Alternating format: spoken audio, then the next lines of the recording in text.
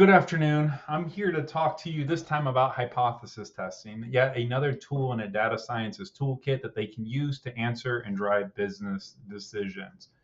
We'll start off with back to the same old story. How are we making decisions in business? Are we believing that something's true? And in some cases, that might be okay. If you've been in the industry for X number of years, you know how it flows, you know who the players are, you're great. But what if you're trying to expand beyond the industry that you're in or go into different markets? How do you drive those given decisions? And there's a few different tools. We talked about linear programming last time. But this time we're going to talk about hypothesis testing, which is a tale as old as time. As we think about when we first heard the word hypothesis, oftentimes it's in the scientific method. You know, you lay out your hypothesis and then you run your experiments and you try to prove your hypothesis wrong. The same thing within data science. You're trying to prove that hypothesis wrong to really help drive a direction or decision that you're trying to make with that. On this slide, we'll lay out an assumption and a real business question that might come up. Let's say you have two different carriers. Carrier A is who you've been using, and carrier B is a potential candidate for who you want to move to. But you don't know if carrier B is going to be better over the long term than what carrier A is, because let's say your on-time delivery is extremely important. Well, how do you start solving this? Well, first you need to define what your hypothesis is. So the null hypothesis is sort of the status quo, that carrier B is not going to be greater than carrier A's delivery time. Whereas the alternative hypothesis is that where you're moving towards is that, yes, carrier B's delivery time is going to be greater than carrier A's. And the overall idea here is that you need to reject the null hypothesis or fail to reject the null hypothesis. That's sort of verbiage that we use in this industry often.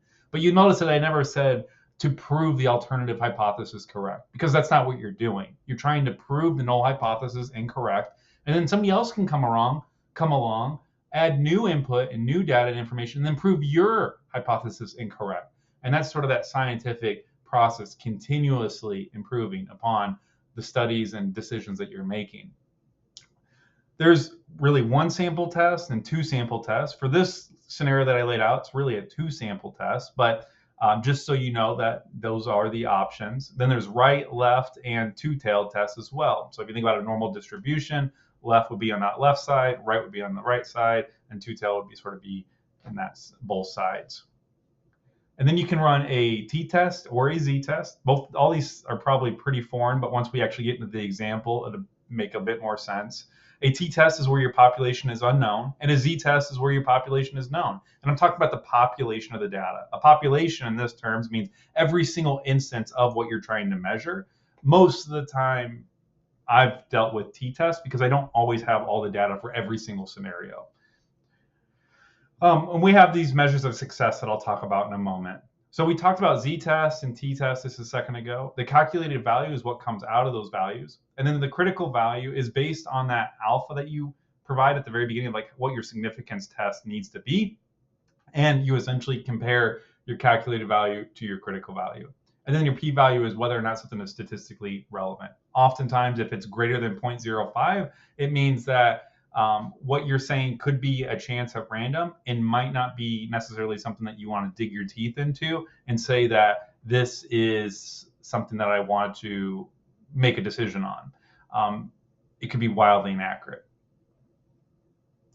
So an example of this in the real life. Let's go back to our example, carrier B and carrier A. We're thinking that carrier B has a greater delivery, greater performance in delivery to our customer than carrier A is currently giving us, and sort of lay out everything here, and then that we want to use hypothesis testing for our approach.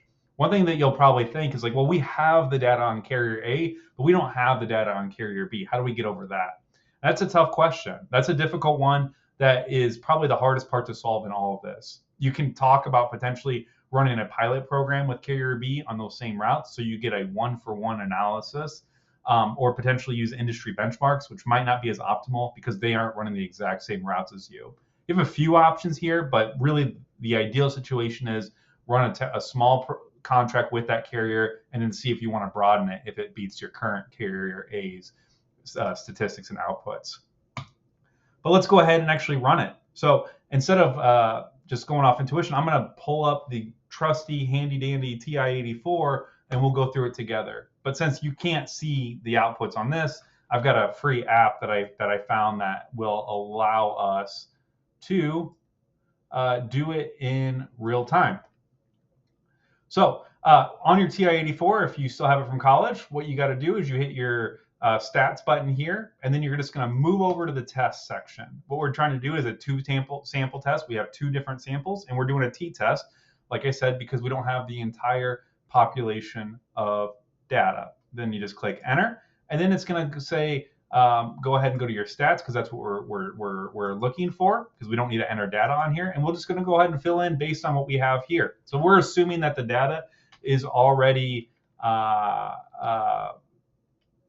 figured out, but we could easily grab this from 2 different lists of data and calculate the means and standard deviations. It'd be very easy. But let's say we have 0.9, 0.05 as our standard deviation, and we collected it from 50 overall samples. And then let's say that the original carrier A was a 0.82 performance, and it had a standard deviation of a sample standard deviation of 0.08, and we collected it from the same value. We're doing a right-tailed test. As you can see here, the alternative hypothesis is pointing to the right, so we want a right-tailed test, and we're not pooling our results. So we're going to go ahead and calculate the output. And here what you can see is you have a p-value of 2.58, number, e to the -8. So this is very accurate. This is saying that we have proven our null hypothesis incorrect, and that, yes, carrier B is greater than carrier A. But to build a little bit more intuition around what's going on here, let's just change a couple of these numbers.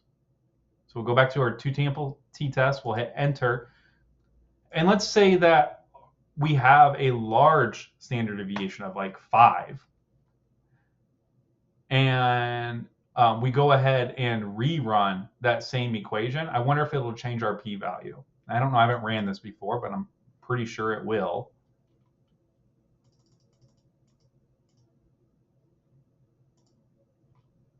And there you have it. Your p-value now is 0.45, much greater than 0.05%.